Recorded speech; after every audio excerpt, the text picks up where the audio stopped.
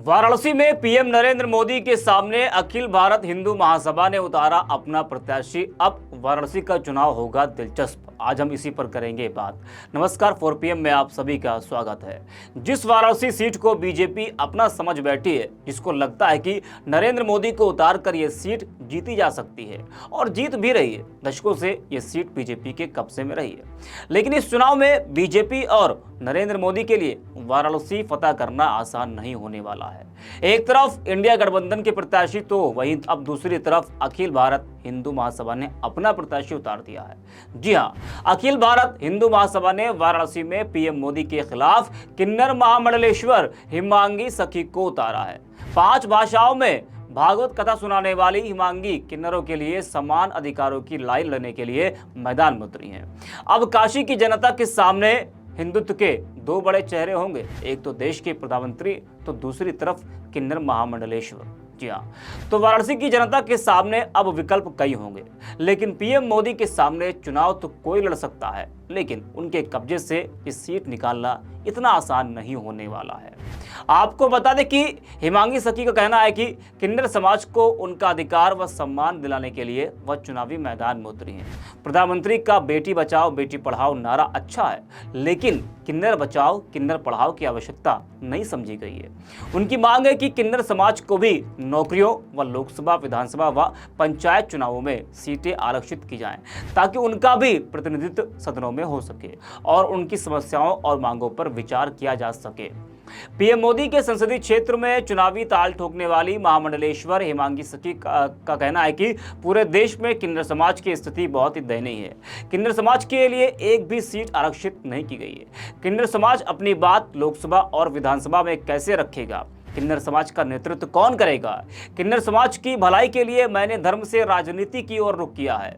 हिमांगी सखी ने कहा कि हम प्रधानमंत्री नरेंद्र मोदी के विरोध में नहीं है, उन्होंने भी धर्म का काम किया है। हमारा प्रयास सिर्फ इतना ही है कि हमारी बात सरकार के कानों तक पहुंचे, इसलिए वाराणसी से चुनाव लड़ने का निर्णय लिया गया है। वहीं उन्होंने मोदी सरकार पर आरोप लगाते हुए नाराजगी भी जताई है और कहा कि आज बीजेपी ने किन्नरों के लिए अपने दरवाजे खुले रखे होते तो शायद महामंडलेश्वर हिमांगी सखी को यह कदम नहीं उठाना पड़ता।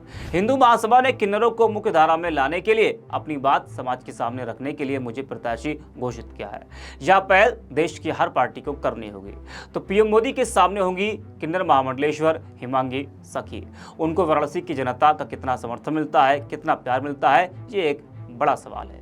मोदी के चेहरे के आगे उनके सामने चुनौतियां भी कई प्रकार की होंगी, क्योंकि देश का सबसे बड़ा चुनाव और सबसे हॉट सीट और सबसे बड़ा चेहरा उनके सामने होगा।